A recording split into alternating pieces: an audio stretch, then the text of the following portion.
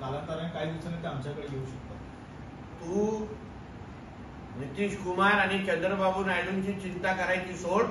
पहिलं काँग्रेस आणि काँग्रेस आणि शरद पवार गट हे तुम्हाला किती दिवस बरोबर ठेवतील.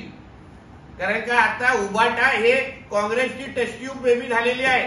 काँग्रेसच्या शिवाय उबाटा जिवंत पण राहू शकत नाही महाराष्ट्रामध्ये, अशी अवस्था आहे. म्हणून चंद्रबाबू नायडू आणि नितीश कुमारजींची चिंता सोड. ते काय मोदीजींची साथ सोडत नाही. फक्त तुला काँग्रेस जण किती महिने तुम्हाला कमरेवर घेऊन फिरवतात याची चिंता कर. पक्ष आणि महायुतीवर टीका करण्या अगोदर संजय राजाराम राऊत आणि उद्धव ठाकरेंनी पहिला आदित्य ठाकरेला वरलीमध्ये निवडून आणायचं मी चॅलेंज करतो. खरंच बाळासाहेबांचा नातू असेल ना तर तो निवडून उभा राहील वरलीमध्ये आणि निवडून येईल. मी चॅलेंज करतो त्याला. देशाचे निकाल लागल्यानंतर संजय राऊत रोज टीका करतात आणि थेट ते पंतप्रधान नरेंद्र मोदींना नाही. शेवटी स्वतःच्या मालकाची जी काय अवस्था झाली आहे ही बघायची नाही. स्वतःच्या घराला आग लागलेली आहे ही बघायची नाही.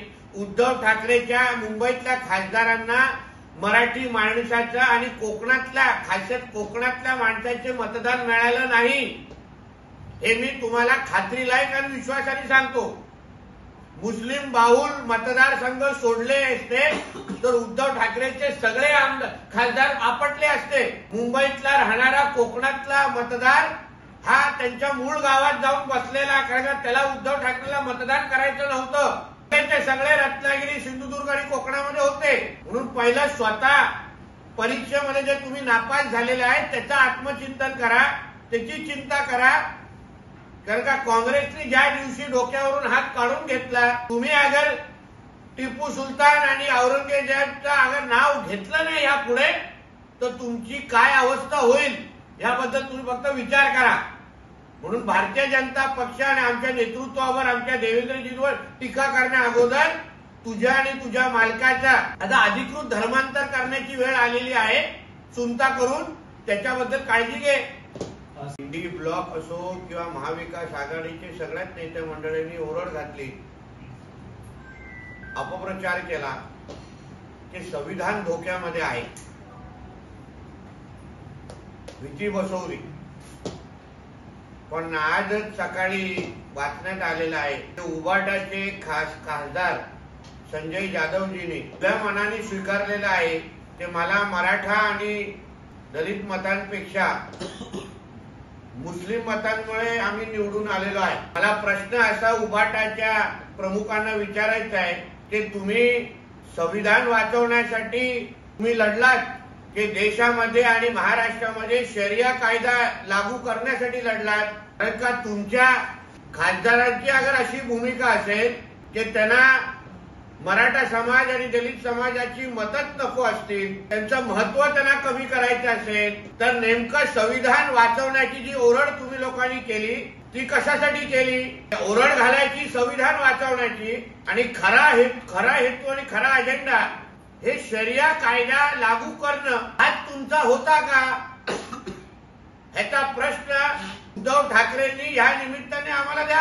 याच्या प्रश्नाचं उत्तर ह्या निमित्ताने उद्धव ठाकरेंनी आम्हाला द्यावं, राजाराम राऊतनी आम्हाला द्यावं. येणाऱ्या दिवसामध्ये अगर उद्धव ठाकरे बाळासाहेबांच्या स्मारकाच्या अगोदर तुम्ही टिपू सुलतान औरंगजेबाचं स्मारक महाराष्ट्रामध्ये बनवा अशी मागणी अगर केली तर आश्चर्य वाटण्याचं कारण नाही. कारण का ज्यांच्या मतदानावर हा जनाब उद्धव ठाकरेचे खासदार निवडून आलेले आहेत ते काय महाराष्ट्रामध्ये जो काय धिंगाणा घालायला सुरुवात केलेला आहे, उबाटाच्या आणि उद्धव ठाकरेंच्या खासदारांच्या मिरवणुकीमध्ये भगवा गुलाल उधळला जात नाहीये, हिरवा गुलाल उधळला जातोय. हिरवा म्हणजे हा जो काय शरिया कायदा लागू करण्याचा जो कार्यक्रम सगळीकडे सुरू झालेला आहे त्याला उद्धव ठाकरेचा पाठिंबा आहे का?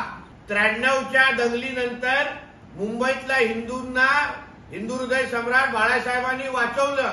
चुकून परत कधी मुंबईमध्ये अशा पद्धतीची दंगल झाली तर मग उद्धव ठाकरे हिंदू समाजाच्या बाजूने उभे राहतील का? हा प्रश्न ह्या निमित्ताने सांगितलं पाहिजे.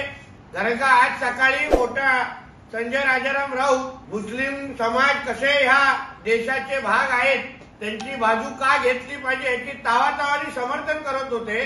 पण मी संजय राजाराम राऊतांना सांगेन, मुस्लिम समाजाबरोबर हिंदू पण या देशामध्ये राहतात, या महाराष्ट्रामध्ये राहतात आणि संविधानालाच अगर तुम्हाला बाजूला करून शरिया कायदा लागू करायचा असेल तर आम्हाला मग तिसरा डोळा उघडायला लागेल, हे तुम्ही लक्षात ठेवा. मजबूत करू. मात्र शिंदे गटाचे 5 ते 6 आमदार आहेत ते ठाकरे गटाच्या संपर्कात आहेत अशी एक माहिती जी आहे ती समोर येते. तुम्हाला काय म्हणजे त्याची पुरावा काय आहे? अहो, ठाकरे गटातले उर्वरित आमदार आमच्या संपर्कात आहेत. त्यांना आता विधानसभे म्हणजे या अधिवेशनाच्या अगोदर कसे फटाके फुटतात ते बघा. कारण त्यांना माहित आहे त्यांचा मूळ मतदारच हल्लेला आहे. तुम्ही आमचे आमदार तिथे जाण्याचं लांब राहील, त्यांचे आमदार कसे आमच्या गाड्यामध्ये तुम्हाला लवकरच दिसतील याबद्दल तुम्ही जरा विचार करा आणि ब्रेकिंग न्यूज काळजी घ्या.